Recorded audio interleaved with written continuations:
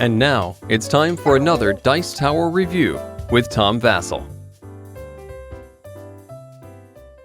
Hey folks, today we're taking a look at Valley of the Kings from Tom Cleaver and AEG Games. This is a deck building game of ancient Egypt. And I have to admit, when I first saw this and heard that it was a deck building game, I was very suspicious because this is from AEG's small card game line, in which they have the very famous Love Letter, which is 15 cards, and they have a game where you throw cards, maximum throwdown, but they're all very small games. And I thought, is it possible to have a small deck building game? Well, obviously, in recent days, Star Realms has been a very popular deck building game, and that's fairly small. So hopefully this one is as good. We can hope. Let's take a look.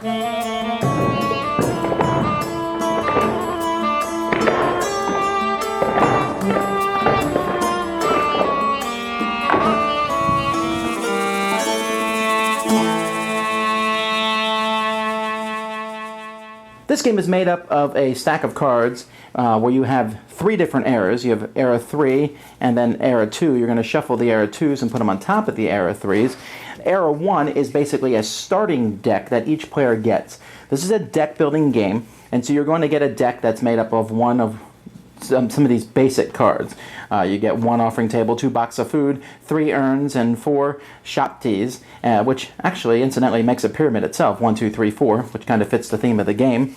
You'll draw cards to make a pyramid here in the middle of the table, and then you have the boneyard, which essentially is the discard pile from the main deck, and you're going to shuffle your own stack of cards and draw 5 of those, and the game begins.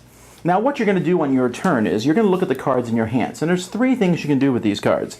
Cards have a value on the side, and you can use cards from your hand to buy a card from the bottom row of the pyramid. You can also play a card for the action that's on it. For example, this says put the top card of your discard pile on top of your deck.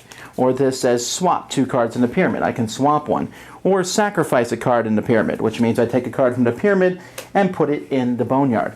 Now, whenever you take a card from the pyramid, you can buy from the bottom row, or you can, like in this case, sacrifice. The pyramid is going to crumble. The card above it falls down. We draw a new card put in the top. Let's say I bought this card here, this Waren's Amulet, which you can see here in the top corner has a cost of 4, so I'd have to pay 4 gold to get that, and then I'd put that in my discard pile. But this card here would fall down, this would fall on top of it, and another card would be drawn. If you buy this one, you can pick which way it will crumble. If you don't do anything to the pyramid on your turn, then you pick a card that is sent to the boneyard from the middle, and the pyramid continues to crumble. Now, I said there was 3 things you can do with a card. You can use them for the gold that's on them, you can use them for the actions that they have, or you can bury a card. Each player has a tomb, and you can take a card from your hand and bury it. You show a little bit of the card so everybody can see what cards you're burying in your tomb, but that card is out of the game, basically. So you have to decide when you're going to want to bury cards. As the game goes by, you'll bury more and more cards. You can only bury 1 card in your tomb each round, but there are many cards that allow you to bury other cards in your tomb. So card special abilities might allow you to bury multiple cards. And there's all sorts of special abilities on the cards. For example, here you can repeat an action that you already did this turn. Here you can put a card from your hand on top of an opponent's deck to draw a card. Or here each person can discard a card. Here you can entomb a card, burying a card that costs 4 or less. This one makes all the gold values of your cards 4. Here you can take the card with the lowest cost and entomb it. So there's all sorts of cards that let you do burying multiple entombs in your tomb. The game will continue until this whole deck is gone, the pyramid is gone, and each player has one last turn.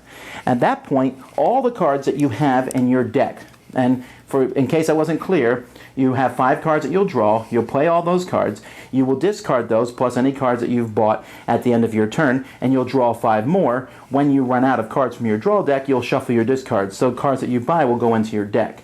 But at the end of the game, all these cards that are in your discard pile, your deck, they're worthless. The only cards that are worth anything are the cards that are in your tomb.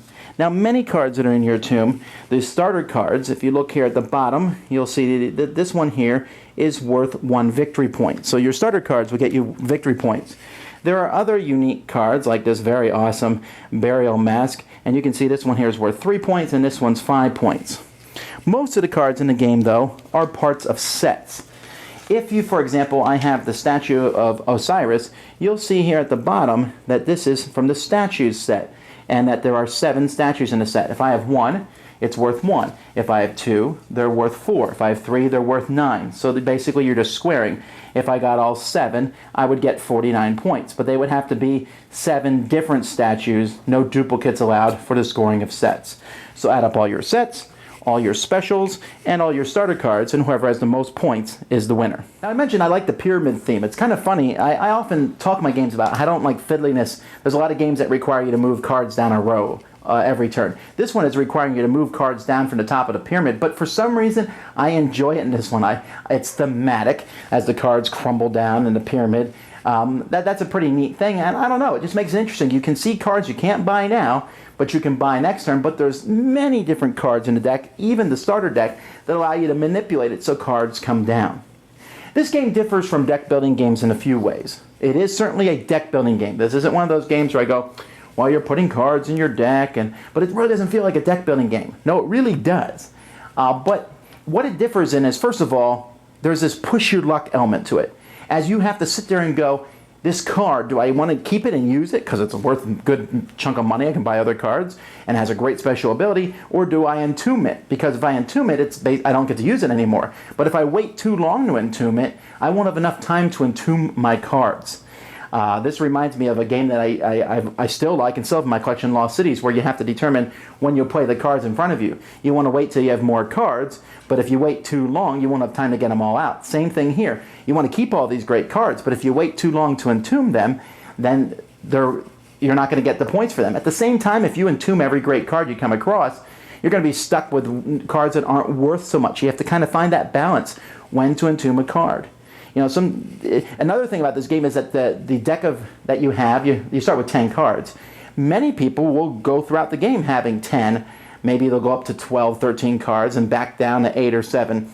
And this might be one of the small negative things that does cause you to shuffle a lot in this game. You shuffle a lot in deck building games, but usually your deck gets bigger and bigger, so you're shuffling less. Here you shuffle every 2 turns practically, which isn't a big deal, but for those who hate shuffling, they may not like that. The special abilities, there's many that go after other players, and you can actually play throughout a game without those coming into effect, because you're going to be sitting there most of the time working on your own thing and not really messing with other people, but you can, and so there is a level of interaction in this game, and sometimes that comes into play more often than others. The game works very well with 2, 3, and 4. I played it all 3 ways and enjoyed it with each, and it goes fairly quickly. I was a little concerned when I first played. I said, is the replayability of this game going to be strong? Because it has the same, I don't even know how many cards are in here, 96 cards in the game.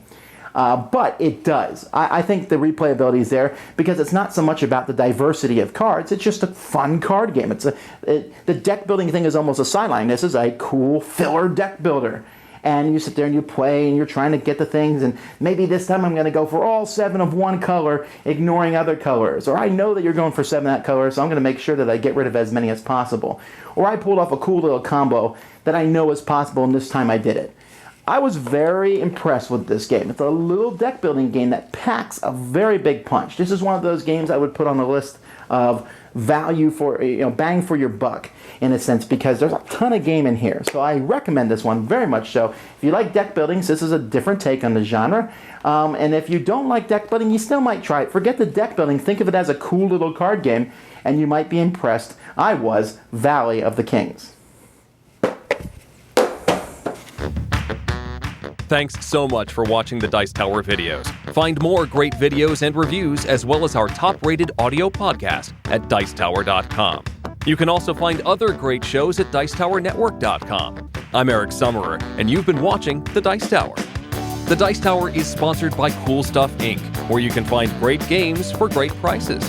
Cool stuff in stock. Check them out at CoolStuffInc.com. Shut the door.